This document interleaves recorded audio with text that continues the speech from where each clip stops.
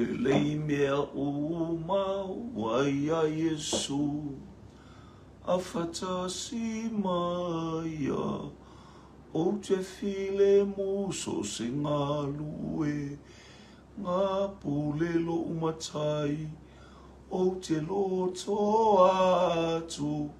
Fili mai. Sasa e. Sisi fo tonga po. O matua ia sila fia pole fea ito. Pole mai lo umatai. O te whaia pea o lo finanga. O lo loto lea. Moni e tō pu o mea e tinga.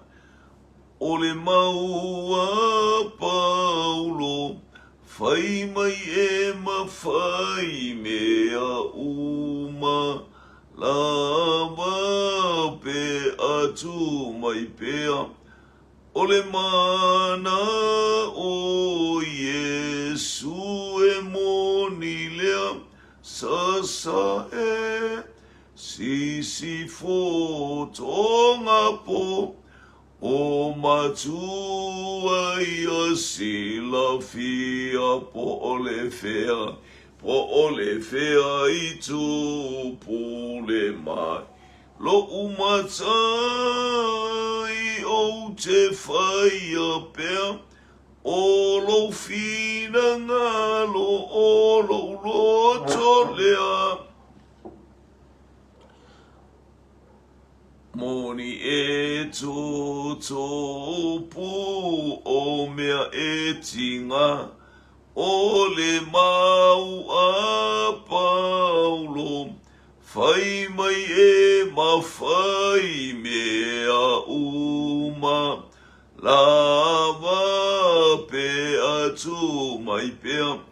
O le mana o Yesu e moni lea. Sasa e sisi fo tonga po. O matua ia sila fia po le fea. Po ole fea i tu pule ma. Lo umatai o te whaia pea. O lo fina ngalo o lo loto lea. So se ala la wa fasino mai. Lo uali I whaaula. Na te auai mai o le manuia. O le nuutu mau. E amata mai ai nei e whaavavau. Sasa e sisi fo tonga po. O matua ia sila fia po ole fea. Po ole fea I tupo. Ai la upata. Ai o te whaia pea. O lo fina ngalo o lo loto lea. Hallelujah. Hallelujah, hallelujah, hallelujah. La e oi le vi inga, pale oi le vi inga. Sitia oi le vi inga I o vai. Le tupu ma le atua o le whaavavau. Le tamao lo uali I o Yesu ke riso. Osana, aleluia, le atua o apero amo, le atua o Isaako, le atua o Iakopo. Mai le vavau e o oi le whaavavau. e tu mau oe. Uana o oe te la e le vi inga e te afio i le vi inga. E to tuli vai uma matau ta ue lau fai vai ifo i a te oe tupu. Ua li i mo fai puli o taita i o malo e to tuli ma ifo atu i a te oe. E te mu satani mana au e whalongo me uma i lau si ufonga o na o Yesu Keriso. Le manu malo o matou manu malo ai. Mi e oe tamaine nei tai ao. Whaftai, tei mai so i fua mara matou ola. Tai lo wanga le lei. Matou wala au, whaftai le malosi ma le ola fau. Ia whaftai fo i lau upu. Ma le anganga pa ia. Matou whanongo ai e leo noa i lea tei. A o mai wha manatu ia tei matou au matou i lunga o le samari. Anga lei mai so sorry mai la o fio. Tai mai o ia me umai watu me umai lo vi. Inga no upu ma le fasona nei tai au so sorry mai le nganga o lau fio matou te maro losi ai. Ona o Yesu. Amen. Amen. Ia fatam fatu nei tai au matou fie te fo tatou mo i le lofo mo le anga le lei o fasol tatou tapa au. Langi. Talofa tato wa inga o ilunga o pinga te whai langi, Maria Kepu, Puleata tupu tala, talofa lava bi ieleli.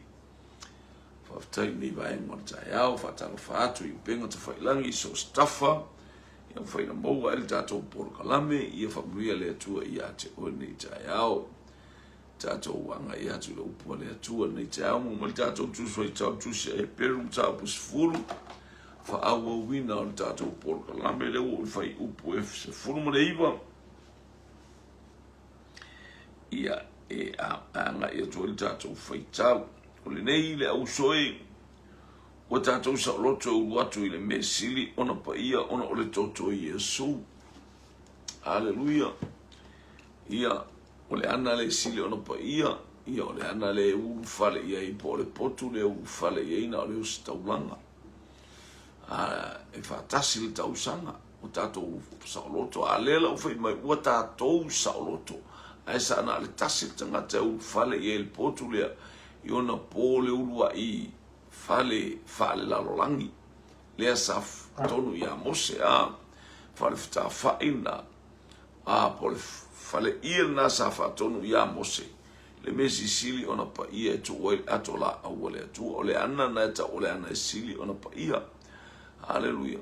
Alefa mai ua tātou sa o loto e ulu iai o longo mi o kako o iai sile matautia le teimina maliwa Yesu na tafe mai le toto Yesu whapea ona matala ile ielea ua le alu iai na o se afo ua le alu ia ina asfaita ulanga.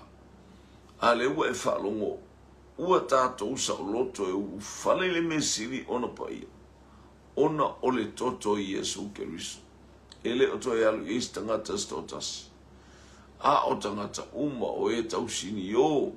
O e talia i Yesu maanga i mai. Hallelujah. I le whaolotanga. O talia o e.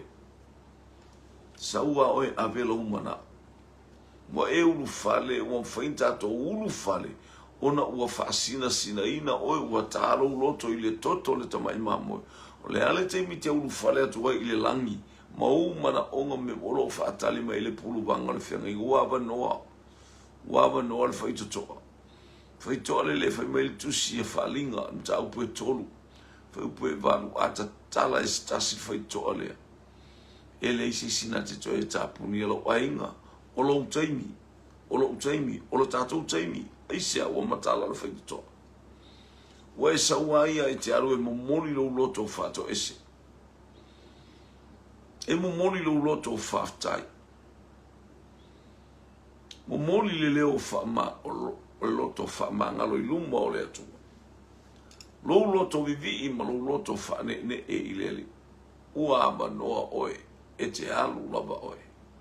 Hallelujah. Ai ao ona tātou ilo ua tātou ulu fale le ona o le toto e ao o le alewinga o le toto e ao na e talia Iesu e whaimali i mawhaola i le nei tai au. E ana na wha mautu lau filifilinga ma le whatotua i ate oi. Ua tātou ulu fale atu le me sili ona pa ia ona o le toto Iesu Keristo. Tala wa rituei. Vi ia le li malo le soifua. Haleluia ia o ama ia mo le whanau ia whamanuia le atua nei tai au por nei auli au se utou. Haleluia alo fatele atu. Vi ia le li. Pio mena le mana e ia whamalosi ma le amoia le nganga pa ia e whamalosi. O lo ulu fale le me silipai, ona o le toto, ia e malamramo, le ale winga o le toto lea, o le ata o louta lia o Iesu Keriso. I lona maliu malona toitu, e whai mali i mawhao leilo, o ia o le tupu. O ia o le ali i oli. O ia o le atua o atua. He is God of gods and Lord of lords. God Almighty. Hallelujah. Wa e ulu fale lama o ulu fale mata ulu fale le me sili ona pa ia.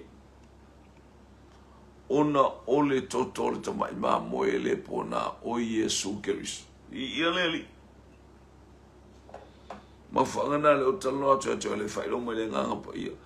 Tatou mafuta o tatou fasoa. Hallelujah. O le talia o le toto ona ua o le toto le tamai maa moe. O le atau oe pe ai alu i luma, haleluia, e momoli o umana onga meu, e te alu ua tatala ua iai le toto le tamai mamoe, o lona winga ua e talia, wanse te talia ia su e whaimali i mawhaola, ua ta alo roto i le toto le tamai mamoe, o wha mau oi, wha mau whailonga o le langi, lo wainga, awani e whapea ua ta alo roto na whapea le mwhaina avesi, e whaina alu e sepe ai whatamala. E whaina alu e sepe a whai o te le mautu. A whai o lo o ia te a upea le masausalo. Le whatotua e masausalo. E le mwhai o na whatu mawina. Hallelujah, lea manu yanga ia te i tātou. E o le me whafta i o tātou loto. Ua e le whatotua atu i se stangata. E a vea lo mana onga. Ua e whatotua, ua e saute lua whailoa i mare pa ia o le mena e ta ua lulu whare le me silisili ona pa ia. Ona o le toto i Iesu Keriso. Hallelujah. Salem whaina ulu whare iei. Nāre toa tasi al tangata ili whianga inga tuai. E ulu iei e tasi le tausanga. A o Iesu Keriso. Ua ia tatala le langi. Ua ia ulu whare atu. E whaatasi. Hallelujah. E whaatasi, ona ia whaia le taulanga, o malia ia il fina ngā lorona tamā, o lo ofio i le i tūta ama tau o le tu. Ma whai mea uma mea tuku ai ona a au. O tupu o ali o whai pule ka ngaka ia marolosi e. Whasoro solo mai ma kako wharongolongo ku ia i oi. O matu a whai mea uma mea tuku ai le alofi o a au Keriso. I ia o ia o le manu malo. Tātou te manu malo e pia wha. E upu e lua sumantas.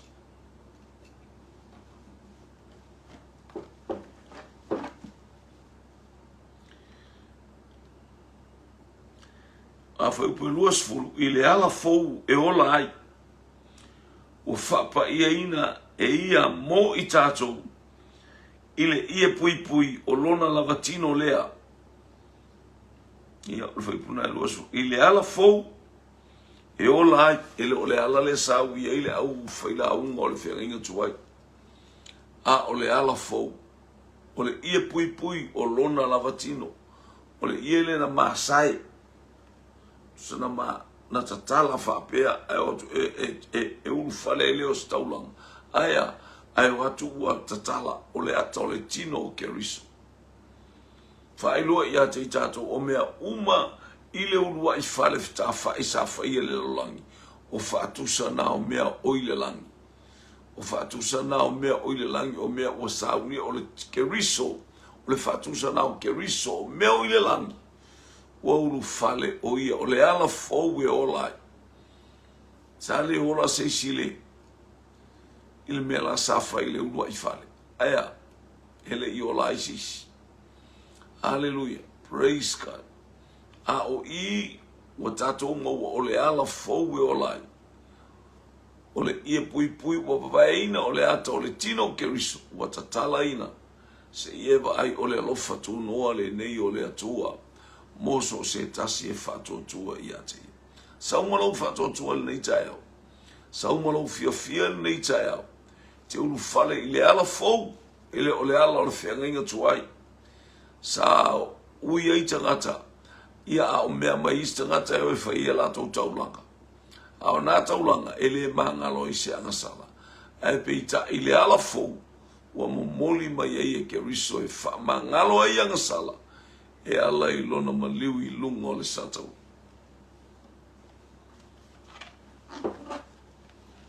Wai upo e luas fumatasi.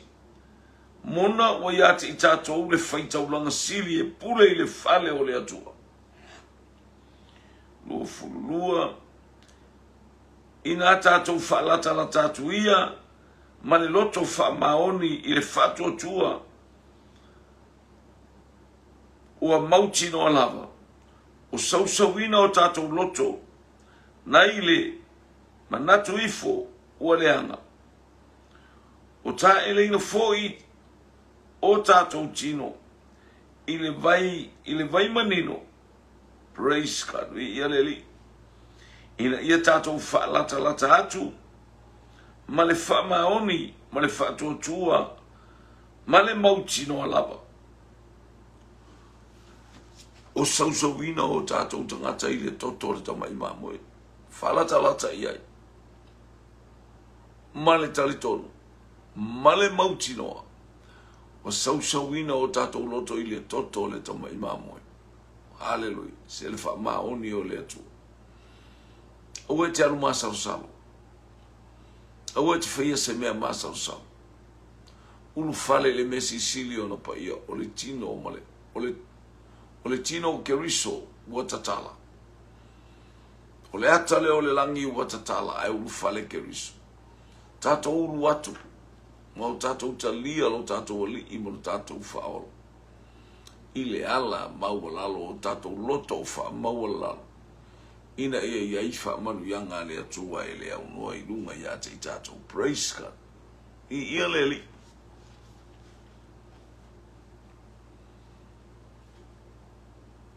E whape mele whai ipu e lua so tolu. I nā tātou tu ua. I nā tātou tāo fi mawia le wha moe moe. Ma tātou tau tino atu. Ma le lefe foi foi ia. Tāo fi wha moe moe. Oi wha moe moe. O Yesu Keriso. Atoa ma le vala au mai. Aua tātou te. Aua tātou te foi foi ia. Aua le alu lumau tua. Aua le alu au tafaru solo muli. Aua le alu malele mauti noa. Aua tātou te foi ia. Io tātou tino atu le wha moe moe. O ai le wha moe moe. O Yesu Keriso. Aua tātou te foi ia. Ilo tātou whatotua. Praise God. Ele au ngāle foi ia. Ewa mole mole. Nā tātou tāu fi mawia le wha moe moe. Ua tātou tāu tino atu ai ma le le foi ai. Aua e wha maoni o ia. Na fola mai. Pa maoni le atua na ia fola mai mea uma. Wha maoni Keriso na ia whaelo mai ia te tātou. Le fina ngalo o lon tama. Vi ia le li. Ina ia tū mau ia te ia le vi inga ia tū mau ia te ia le wha manu ma le wha ne tanga. Awole foi ia. Fa malo sile ni tayao. Awole foi ia. Tu maulu fa moe moe. Fa malo bule no su fa.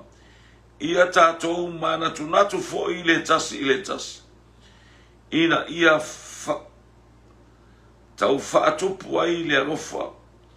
Malenga alwenga le mana tu natu le tasi. Ia le li. Tātou manatu. Hallelujah. Anga le ile tasi aua ne ifaia o sa ili al tangata lona lava lele. Esa ili mole lele o le tasi. Mana tu natu le tasi. Ina ia whatupu ai. Hallelujah. Le tau sinionga ma le fia ma le ori. Hallelujah. Tau vivi ai pia ma fina au mo Keriso. ina ia maua le langi ma le ola e whaavavau. E ala ia ke riso i e sulo tātou wali i mara tātou whaavavau. I ole li.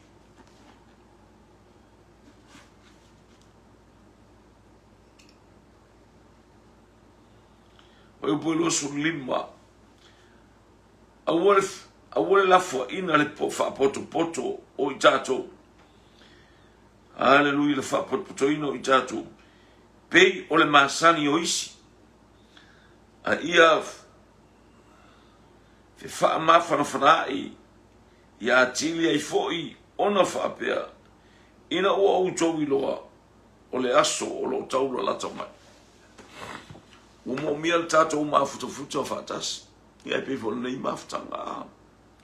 Mawhutafuta mo tātou whasopa. E pei o newa e masa ma pei o le masani o isi tangata e mawhutafuta o no mea leanga. E tala no ava tua tau e misa, ala tala no i tono o le lotu. Moi o le tala no anga le au lotu. O le fono o le ekalesia. Mea na whaputonga nao mai. O le mawhutafuta o le mea lelei. O le leile mawhutafuta whaatasi.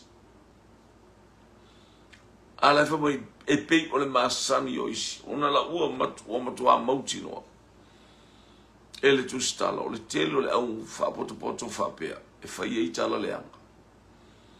E o atu isi wa tal no isi au ane faia au ane I palota I isi au ane mai me o palota a o mei ale tino o mei e fai fongo kanga pale menge fai fongo ele fai ngi me ale ele fai ni palota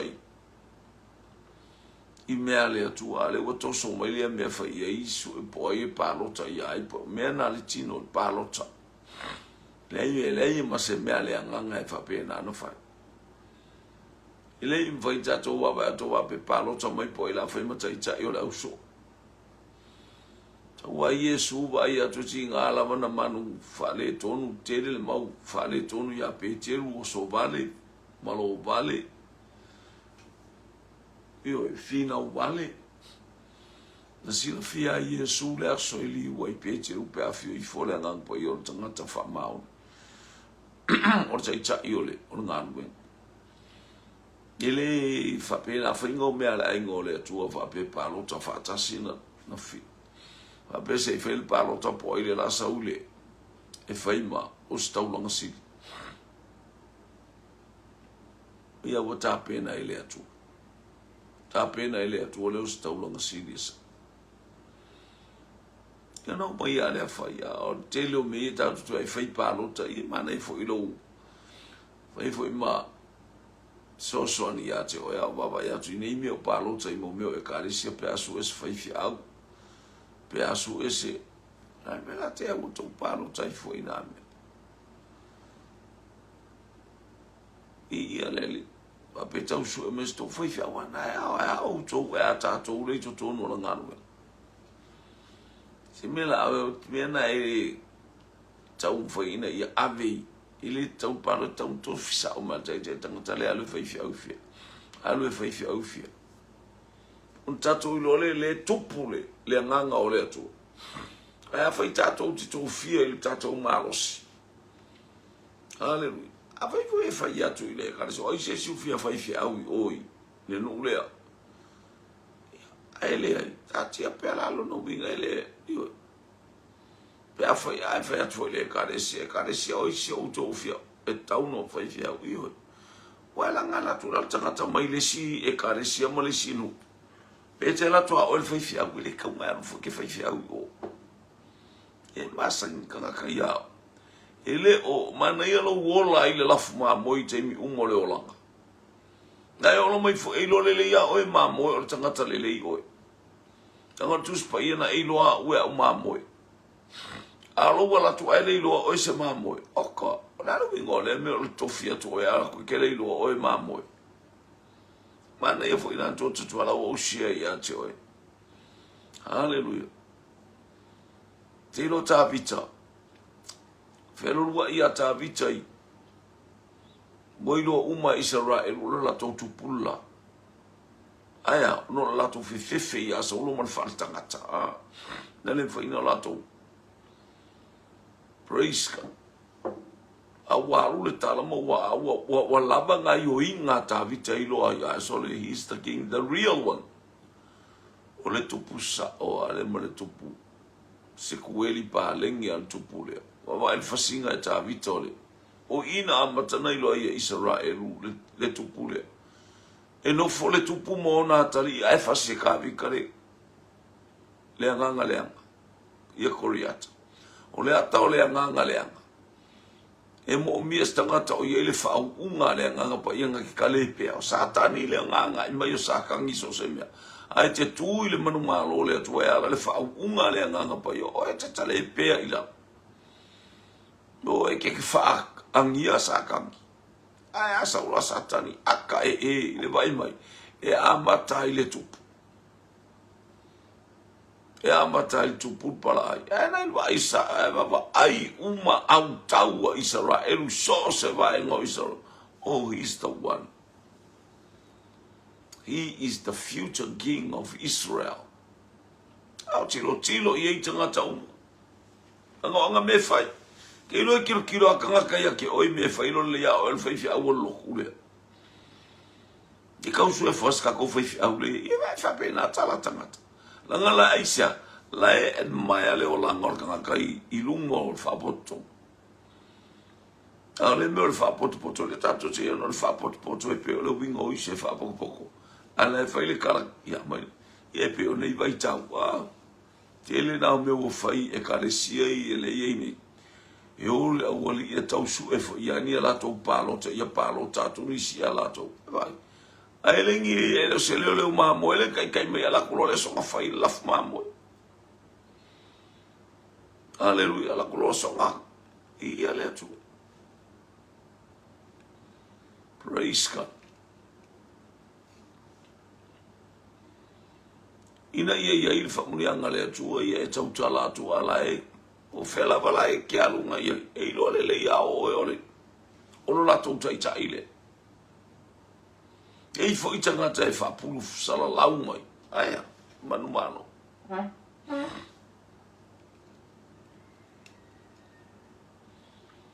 Praise God. I ale ali. Foi tau foi po lo suono. Awa a fai tatou te angas. Te fai long mai vai po su. Awa la fo ina le fa potoino I latou. Pei ole masani o isi. Ia o isi la kanga kala ngola le. Pei o isi kanga ka foi ke ia fa poko. Ai fai kala le anga.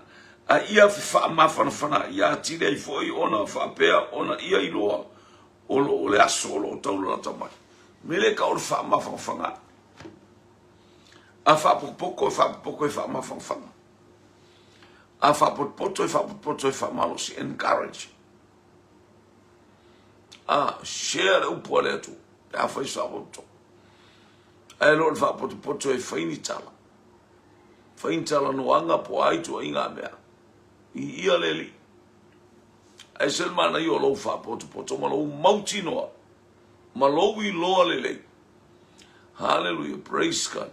O le aso leli I wa taulata mai. Fai sau fa malos. Fai sau share lele. Fa longo mai le ustutusa lele I au manatu mau mea na e fai. Ai awol fa longo mai te leo lau fa soa. Ai le ila se mea I au mea fai. I ia le tu. Hallelujah, te leo manatu okale au le leo mangaku. A le baba ai me te fatino ina ole maku a le kalafea mai. Agora istangata te le up. Hallelujah. O le tala aia tus by action is more louder. Leo kele yo ngalwe. Leo watu los frufitu.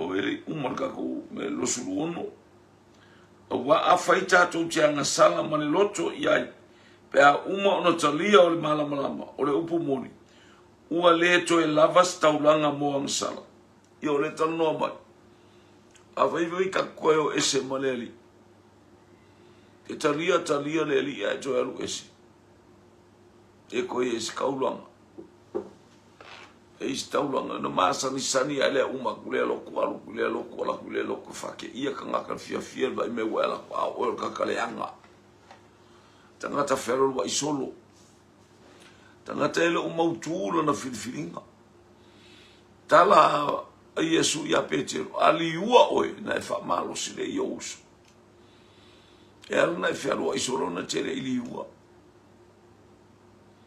hallelujah ele ili ua tangata fa funga mai fa no mai tere te mes tula e elu saya ao oina e taule taua ole manu malo ma e tau fa keriso ma e tau ila lenga hallelujah e mawhai ana e tu ilunga ma ilo atu wale mea se e tu Elvis. Wha tonu mai oele anganga. Nanga e tai oele whaalinga, e sau whaalinga ma mei e whaatino i tono re kare sa kwa mamao e sea. Mau tala e whai ma mea te whai. E mawhai ana e tu Elvis se mea te lo tua. A ia i loa ole tai inga le anganga pa ia wa e tu la iai. Hallelujah. Ba ilma maole me lo tuma I ile aiti o pele sawe e lo tuma I ngala ilo ele o lalo nganga ngai oi aiti o e sau I Jerusalem mai lo tuai. O ba ilma ma fiku aso e sawe fiku aso e aluai. Fortnight o faile lo. Fortnight e travel nganga kalele lo.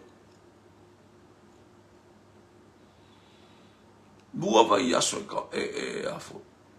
Felo e alu ele tangata la na alu ngale foi mai afa e fitu aso e sawe mai Ethiopia sau ilunga I Jerusalem. Aya ele give up aina mau fa manu yanga matiri fa fo wina mo fa tele ina fa manu yanga ya te ina ua tuku le mea ai alu le mea lai wha atonu mo I ele nganga pai. Ai alu la wha ele wa pe lo wita I stangata. Po wala tu tau whai e mo wale lua le lei. Ke ala fwai lua whai fwai esi fwai lua le anga malisi ka ngaka. Io e o al mea lele la tau ave e mana o ale tua ia e manu malo I le mea le lei. Ai a wete manu malo inga le mea le anga. A wale wha pe o lai ke manu malo. Wa ku ilunga e ala. Ia e alu I le si ufofonga o le atua whetala I mai ia joe. Tu ulo wa inga. Abramo, tu ualo.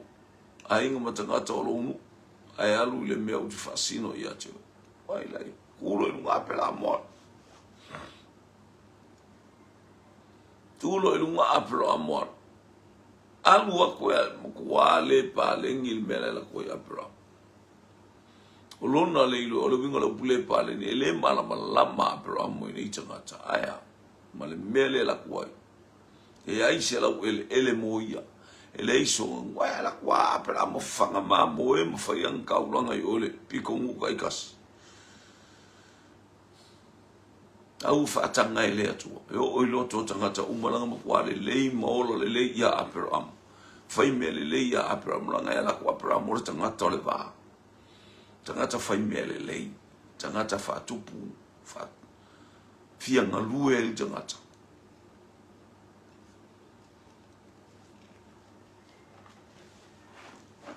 Ngalue, mai o tato I loa le aso wa tau lata mai, le ale wingo le tala. Ale wako vai o kupu, me wale ko ese kai. Hallelujah, e vai na tau mai le tuspa I ele, tai ale o tue whapea mai le eper, wa lata mai le tuas. Mai le kai mile, ale wo whapea, o voi feko ko ale voi tato vai me umo tutup tato vai me umo tutup ile afionga ale atua pe on fa ali mai tato vai no ole tu o matua I me umo lo tupu no ole tu male fa pe mai tu spaia male hallelujah wa a fai tato tianga sala male loto ia a uma ona talia o le malamalam o le upumoni ua le to e lava se taulanga mo anga sala langa ele isi se koe fai se anga sala se kaulanga ele isi na to e fai se taulanga mo anga sala anga ele fai a whanua ele atua se taulanga po uma le tau mai a tato ele to e lava se taulanga Na pongo lo fa ma walalo ma salamo fo ileli. Ma e fa peato o oe o a ule tangata ngasala. E fa maoni le atua e fa mangalo ia te tato. Manga le mai le atua I mea uma. Pole to I steimi tato te fatala le ai. Aua tato te fatala le mea pa. Ine ele ai la umanu na tuli. E sau lava lato ia pe o le tala tus pe o tangata fatala le mea pa ia. E vatu mea pa ia e talo o talo I mea pa ia o tato te ta alo ai. Mea na ta o le fatala le mea pa ia le atua. Au mai mea pa ia le atua. Ai mai pe te le ano ma tato le ano e vatu lo to fiti akonu. Ia e se au mea le te alfa ia. E vatu lo to fia o. Aleluia. Au alfa e lo fa fia poto. E vatu lo to fia fia au. Ia ua e fia sili e istangata. Aleluia, velo poto wa velo wata mai o e whamanu yanga le tua vatu ya te oe. Ia mawala wa e leilo ai listangata lea e whalata la tatu. Listangata lea anga i atu. Siali le pien talo wha, vi ia leli. Ioi, ole muna onga leo le tua. Ia I loa ele tangata. Wale to i istaimi o se. E to e whai e istongi o la mo se angasa. I ia leli. Ara tā mai ale mawalo wava noa I le ator salamo. O mai ele fatu ai mai le atu ele mena ia fola ina. Tala ia pe teru. Nef mai sapa kuka. Ele fatu ai mai le atu ele mena ia fola. Au fatu ai mai aisia ina ia o ola na fana uma I salamo wa ele tu wava noa o le atu. Vai le tu ava no le tu vai pule ale tu el temion ale o tato lo tau te tapena mo tato sa a o lonta ma le ta ma o ile langi le ta ma o tato wali o Yesu Kristo o lo tu ava no ia te o ile upu salamo a fa u fa le tonu lo fa lo walu fa tango e to e ele o se me te no foi fa me pa u fa fitu le mi o tonu fia te me te fa le tonu ai o lo o iai lo wava no I satau o lo o iai lo wava no I satau o lo o iai lo wava no I le satau ro o lo o iai lo wava no I le satau ro e tua tele e o mai e ava noa pe amo oe o lo o iai lo ava noa I le satauro po le ale tele o tangata e o mai a o lo iai pe le ava noa wao o lo iai pe le ava noa oe le uso o lo iai pe le ava noa oe wa e se vale tonu me o tupu ia te oe eu se mea wa me va pe o kupu se mea aleluia ele to tilo ele to sila le atua ile mea tuai po le anga sala tuai talana paulo ya Roma o le atua o mea fo ile to e fia sila ingi mea kuai ai sila le atua ile loto fo fa fo wina mo ia fo ia to sia ma le loto ato ma le nganga ato ma le malosi ato e vi ia il suo fo Yesu Kristo o le toto pa io Yesu Kristo no fa maningina I lungo le satau haleluia ele ai lava seisi awala le ai lava seisi awala wana oia totas o Yesu Kristo lona toto pa ia ele se totos e mangaloi o mangaloi tato te o tua ile vi inga o le atu famnu ile to ia te o nei tai tama famnu ia te fai o mga ruenga lo ai nga ia ele manu ia o lau fe ele pa ia lau fio famnu ia o ele o tua ile upore nei tai ina yo mato malo lo si ai mata pena I mo o ele au no haleluia mato I lo wai fai to a lo wa fio mai fa manu ia le pot to fa manu ia yo tanga ta fa manu ia lunga o penga ta fa ilang sau le vani moni mo le manolo to na o Yesu amen amen manu ia le tai au manu ia fufuanga le tai au feilo ai Charles Fumalua na o Yesu